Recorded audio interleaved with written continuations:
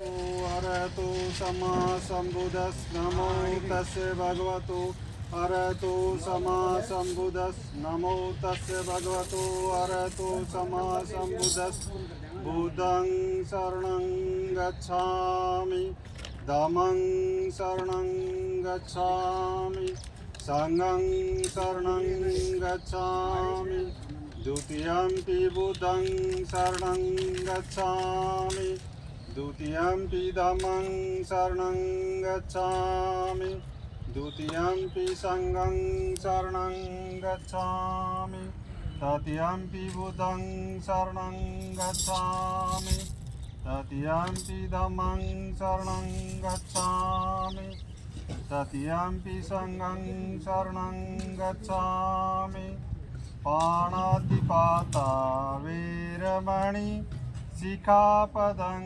समादियामि आदिन्नदाना वीरमणि शिखापदं समादियामि कामेषु मिच्छाचारा वीरमणि शिखापदं समादियामि मूषावादा वीरमणि शिखापदं समादियामि सुरामेर्य मज्जपमादठाना वीरमणि शिखापदं समादियामि सब कुशलस्य करणं कुशलस्य उपसंपदा सचित पर्योदपनं एतं बुधानुशासनं सभ्ये सत्ता सुखी होन्तु सभ्ये होन्तु चखेमिनो सभ्ये भद्राणि पश्यन्तु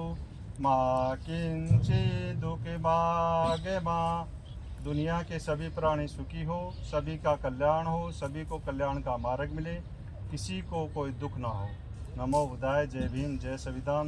दुनिया के सभी बुद्धों को नमन। समानता स्थापित करने वाले सभी महापुरुषों को कोटि कोटि नमन। पूरी प्रकृति को नमन। सूर्य, चंद्रमा, पृथ्वी, वायु, जल, पूरी प्रकृति को नमन करते हुए अपना आधारशिला का कार्यक्रम संपन्न हो। साधु साधु साधु। नीचे बुद्धं शरणं गच्छामि। कोई भी समस्या है अपनी बुद्धि की शरण में जाओ और उस समस्या का समाधान करो। दूसरा, धम्मं शरणं गच्छामि। सत्य का मार्ग लिखा है भगवान बुद्ध ने, खूब लंबा चौड़ा, और उसको उसके शरण में जाओ और उससे सत्य के मार्ग पर चलो।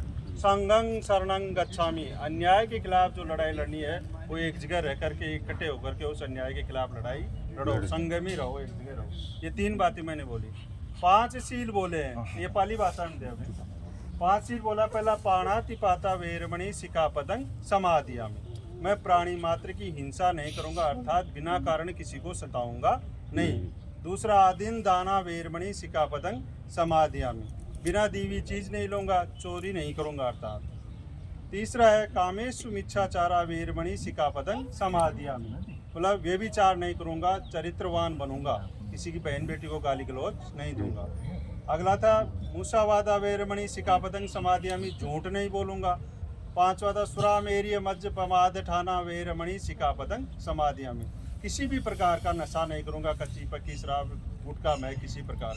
यदि व्यक्ति 5 शीलों का पालन करता है तो एक व्यक्ति सर्वश्रेष्ठ मानव बन जाता है। ये व्यक्ति को अपनी को आचरण में उतारने चाहिए।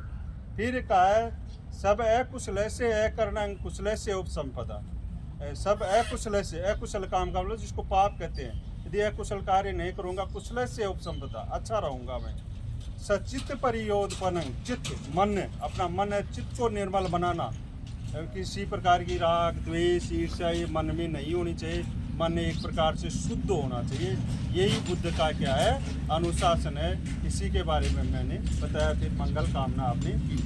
अब ये बात करते हुए 2500 साल पहले की बातें हैं। फिर बाबा साहब ने क्या किया, अध्ययन करते हुए, पूरा अध्ययन करते हुए, और अपने को एक संविधान दिया। खूब लंबी चौड़ी है लेकिन अपने शॉर्ट में अपने करते हैं। संविधान में प्रस्तावना जो आज होनी चाहिए, और डेली में करते हुए स्कूलों में करते हैं, तो 2 मिनट की संविधान प्रस्तावना है, मैं बोल के सुनाता हूँ उसका एक अर्थ। हम भारत के लोग भारत को एक संपूर्ण प्रभुत्व संपन्न समाजवादी धर्मनिरपेक्ष लोकतंत्रात्मक गणराज्य बनाने के लिए मतलब हर तरीका से संपन्न व्यवहार क्या क्या दिए हैं? सामाजिक, आर्थिक और राजनीतिक न्याय। 3 तो न्याय दिए हैं। समाज में सब बराबर होना चाहिए, राजनीति में, आर्थिक में किसी में किसी को शोषण नहीं होना चाहिए, विचार, अभिव्यक्ति, विश्वास, धर्म और उपासना की स्वतंत्रता। 5 स्वतंत्रता दी, कोई भी विचार व्यक्त कर सका जा, व्यक्त कर सका जा पा, और कोई भी धर्म न मान, कोई उपासना का, कोई पूजा कर सका जा पा ना। ये 5 है ना, अपन बाबा साहेब स्वतंत्रता दीजिए। प्रतिष्ठा और अवसर की समता दी है। कोई भी मतलब अवसर सबने समान दिया, IAS, RS, कलेक्टर, जो भी राजनेता बन सकता है, ये सबको समता का अधिकार दिया है बाबा साहेब ने अपने को संविधान में।